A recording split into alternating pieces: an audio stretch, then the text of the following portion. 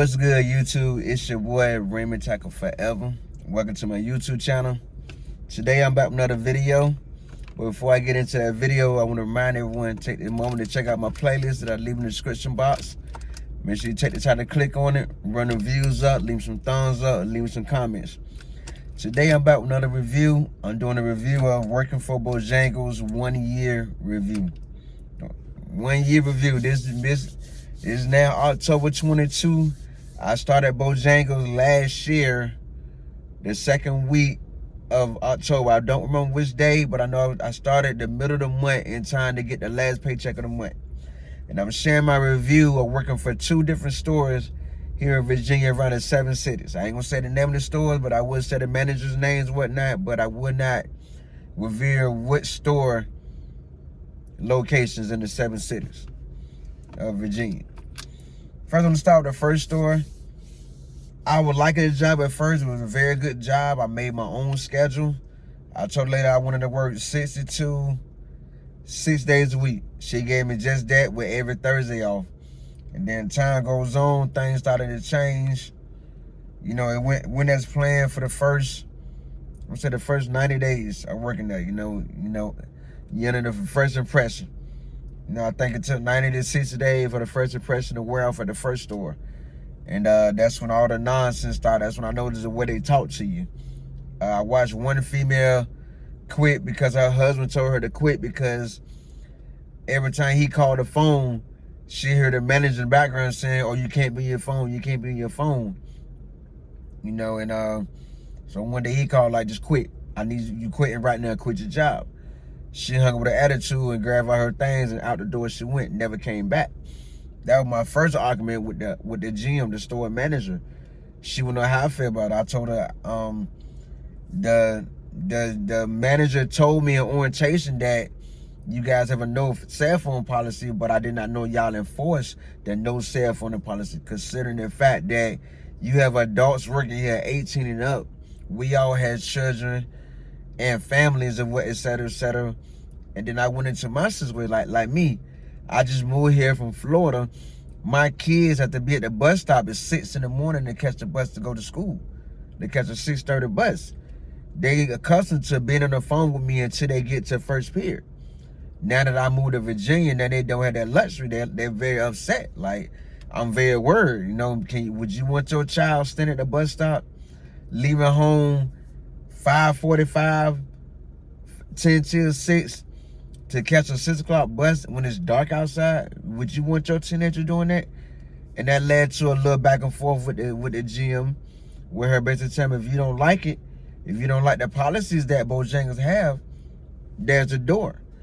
And this after 60 days of being there, this is a conversation with me and the GM. You know, so I bit my tongue, let it go. And then, you know, all the other problems started to occur. The way they talk to you, like Bojangles is really a company that like to talk to employees like they're below them, like they're beneath them, like basically like they're a slave. And then you speak your mind back, there's a door, or they cut your hours. You know, if I'm willing to bet all the money in my pocket, if I take the time to do the research, it would come out that somewhere down the line or in the past, somewhere in the owners that discover or that started Bojangles, it would come out that they were slave owners, because how they run their business, and I'm talking from both stores, from both locations that I work for, how they run their stores, like you work from 6, like me, for example, I work from 6 a.m. to 2 p.m., no break, nothing to eat.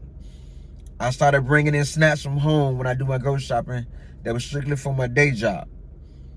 Then it got to the point where the manager had a complaint about everywhere I put it on my station.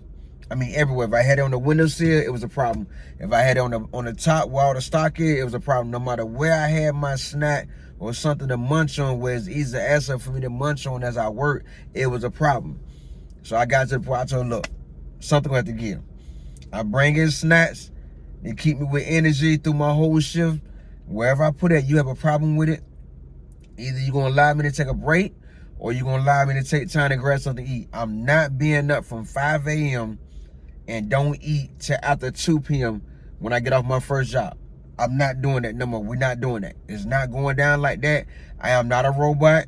I am a human being that needs food and water to function on a daily basis.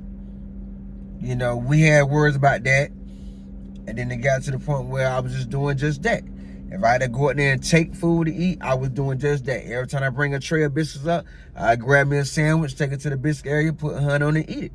Didn't care. I was to the point where I'm not being up. I get up at 5 in the morning to start a 6 o'clock in the morning shift. I show up 30, 20 minutes early to sit in the parking lot and get my head together for my next shift, for my shift. And you telling me I can't grab, I got to work around all this food all day and can't eat? No, we're not doing that. We're not doing that. You know, you offer a break, I say once a week. The job is so short-handed with workers to where it's pathetic, where they overwork the workers that they have.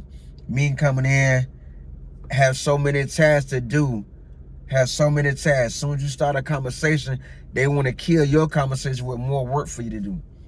You know, and it's not right. Once we get our tasks, our work done, it shouldn't be no problem with us standing around holding a conversation. And I've seen so many employees get fired just from speaking their mind on that. Well, if you don't like it, there's a door. That's their number one policy. If you don't like how we run our business, there's a door. There's no understanding, no taking nothing into consideration. It's either Bojangles way or the highway. You know, and what else I noticed about working there? I noticed a lot of stuff don't get done. Like a big problem I had that I'm still having, because I still work for Bojangles. To everybody watching this video, this not a video I'm doing out of revenge from getting fired or anything. I still work for Bojangles right now, and I'm doing this review. I still work for the company, but I've been there a year, and I'm sharing my review. That's all it is, sharing my review, my experience of working for Bojangles for a year from 2 locations. I also noticed that everything that the night shift does wrong, they don't get in no trouble. We got to fix it next day. Now, I'm pretty sure any employee would get tired of that. Any employee would get tired of that, have an attitude, be mad, and want to speak their mind. And every time I speak my mind on it, the GM at one store, the first location I was working at, used to always tell me, well, you know what? The night shift, they complain, you guys don't do no work neither, so it's a lose-lose situation. I looked at her like she was crazy and told her, no, it's not a lose-lose situation, because you managers, you, for example, you're here with us in the morning, so you should be able to argue and stand up for your day shift and say, no, my day shift fits everything you guys do not do. All the half cleaning you guys don't do, all the half cleaning you guys do, my work, my morning shift fits all that. All the start that you guys don't do, my day shift fits that. Everything that you guys don't fix for them, they prep it for you and them for the next day, and so forth and so forth. You know, and she would never do that. It was just getting tired. It get tired. On my second Bojangles I working for, it leads to an argument, or it leads to, well, if you don't like it, there's a door. They tell us, oh, your job, you come here to work. You come here to work, not complain. Yes, I come here to work, but that doesn't mean that I should be okay with prepping everything for the night shift, and they prep nothing for me. It don't mean that I should be okay with doing all their chores and all they do that they did not do, while they walk away scot-free, coming into everything being done. It's just all a big back and forth. I really believe, that's why I say I really believe Bojangles was owned by slave owners. Down in the past, somewhere in the family, it comes out that they were slaves, because how they run their job. Like that Bojangles I work for now, I work there 6 in the morning to 2 p.m. You know, the same shift I had at the first Bojangles. And my duties when I come in is I gotta set up the chicken station. After I set up the chicken station, I gotta put everything on it. Chicken station and the fillet station. Then I have to go in the chicken cooler. All the half of boxes of chicken that the night shift left, I gotta combine them into one, condense them down to one box. This is something they should have did. The big flour container, I gotta fill that in the morning. If they know it was half empty when they left, why didn't they fill it at night? You know what I mean? I have to rotate all the chicken in the cooler. This is stuff that they could be doing at night that I have to fix in the morning. Some of the dishes that leave soaking in the sink, I had to finish clean them, put in the oven to dry, and then put the station together, the rest of the chicken station together. You know, then I have to, after all that done, then I have to make a batter dip. Cause that's two. That mean I gotta make another makeup for the one that I use, and then when they come in, they supposed to make one, but they don't. Night shift supposed to make a better deal, but they don't. Then I have to go in the dining room and change all the trash cans in the dining room. And this trash been sitting. The store closes at midnight. This trash been sitting in the dining room, in two in the middle, one by the door, and the old three trash cans been sitting all night in the dining room. Plus one by the soda station. Those 4 cans been sitting all night, half full, sometimes full. Now I gotta change this. These are things that the night shift's supposed to do. These are things that the night shift's supposed to do that I have to do in the morning. After I do all that, clean the parking lot. After I clean the parking lot, then I have to prep chicken for the first 2 drops. And then sometimes I have to either prep more chicken for the day or jump on biscuits, you know. Or I'm on chicken till 11 in the morning. Let me see. Monday, Tuesday, Thursday, Friday. I prep chicken until 11. And then from 11 o'clock, I go on biscuits. Because the person that does biscuits, that co-worker goes on at 11. Now I'm in the kitchen. I got to maintain biscuits and chicken. Run back and forth. Doing a 2-man job for the pay rate of 1 worker. You know what I mean? Doing a 2-man job for the pay rate of 1 worker. And all that tell me is not busy enough for 2 people in the kitchen.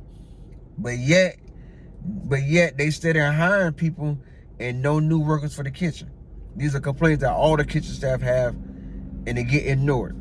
You know, now I'm holding down chicken and biscuits, so by the time I fill the rack with 10 trays of biscuit and 4 extra trays in the oven, you know, now I gotta do chicken. Prep more chicken up. And drop chicken. By the time I do all that, half of the rack of biscuits, half or more of the biscuits on the rack is gone. Now I gotta rush over there to do that again, prep more biscuits, make more biscuits, you know, and this is going on to 1. Then 1 o'clock, I gotta clean up the chicken and the biscuit area, start back up for the night shift, and then do a trash run. When Wednesday, Thursday, Friday, and Saturday, someone to come in at 2 o'clock. They usually do the trash run, but now that's part of my duty. You know what I'm saying? And notice, and with me saying all this, I didn't say nothing about no break. I'm off for a break once a week. Once a week. Do anybody want a break? You know what I mean? But the second Bojangles, I can't eat whenever I want. That's a good thing there. But at the same time, you know, don't work your workers like a robot because we're short-handed, because we're short-staffed. You know, and we tell them all the time, if you change the way you talk to your workers like a human being, like how you want to be talked to, and maybe workers will stay instead of quit left and right, finding new jobs. You know what I mean? It's like we supposed to take whatever they discharge. We supposed to take all their complaints about us and give more, but we're not getting nothing in return. All the cleaning projects we get for the inspections and whatnot, not one do we get a thank you or a good job or here's an employee appreciation day. None of that. We're very unappreciated at Bojangles. I'm talking from both stores. The first one I was working at, then I got in trouble, got transferred to the second store. It's the same cycle all over again. Now the second store telling me straight up, start debating with us, start trying to have the last word. It's not really having the last word, it's just speaking my mind, saying how I feel. Because if I hold it all in, I'm gonna explode. Then we got a bigger situation. You know, they want us to hear all their complaints about the night shift and whatnot, what they don't like about the day shift. But then when we come with our complaints, or it goes in one end out the other, there's the door. No, it shouldn't be like that. The same way you want us to hear y'all complain about us as managers, it's the same way you should be open to hear your employee complain. Because without your employees, Bojangles wouldn't be up and running. You know, and that's something that they don't take consideration. You know, like right now, I haven't had a raise at Bojangles since, let me see, the new company of Bojangles took over January, February. Like January, February of last year was the last time I had a raise. But the beginning of 2022, my bad. And also, I'm trying to figure out when President Obama was in the White House, when he was president, he signed a bill saying that every job that had full-time workers must provide health care for their workers. Bojangles don't apply no health care. Bojangles do not provide health care. The only benefits we have working at Bojangles is a free meal every day. That's it. That's the only benefit we get. No Medicaid, no dental, no 50% off your food, no PTO time, no paid vacation. We get zip. Just a bi-weekly paycheck. That's it. And when we ask the question why they don't have none of this, the gym, unless she don't hear it, it goes in one and out the other. You know what I mean? And it get old, and it gets old. You know, I hang in this job because of how convenient it is to go help out my sick mom on a regular basis, and how convenient it is to get to my night job. But other than that, I really don't like working there because they don't respect the employees. They don't give us respect. They treat like we either their child or a robot. And all they know, you got time to stand around. Here's more projects for you to do. You know, everything has a time limit. We get paid by the hour, not by the second. We get paid by the hour, not by how much work we do. We get paid by the hour. You know, there's always something we can do to stock up for the next day, stock up for the night shift. But it's never nothing the night shift can do to stock up for us or get us prepared for our shifts every day. It all falls on the day shift.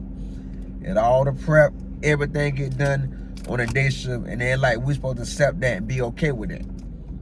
You know, it's just crazy the way this company is ran, and I'm pretty sure it's the same way at every store. I'm pretty sure it's the same way at every store. That's my experience, my review of working for Bojangles. I'm still working there. I'm trying to find the right day job that paying at least in the minimum $15 an hour for me before I move on. I'm not trying to go to another fast food restaurant like all the other employees doing. I'm trying to move up, not move down, not stay at the same standstill. This is my review of working for Bojangles for a whole year. For my shout out video, let me know in the comments how you feel about this review.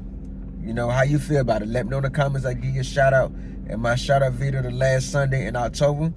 If you like this review of working for Bojangles, take the time to subscribe, like, comment, share. Make sure you turn on post notification. And most importantly, make sure you click on that link in the description box. Make sure you run the views up, leave me some thumbs up. Make sure you leave me some comments. And I'll see you on my next video.